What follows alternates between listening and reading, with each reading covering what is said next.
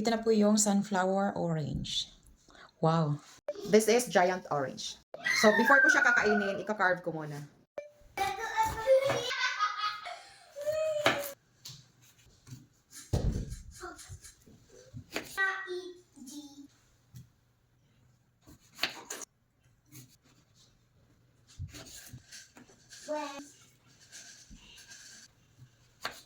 Let me shower. Let me shower.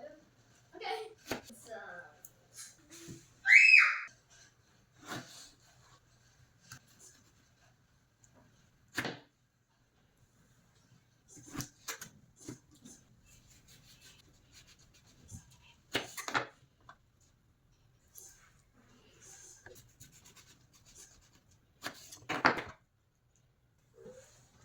Ito na po yung orange na ginawa ko siya ng sunflower. Finished product.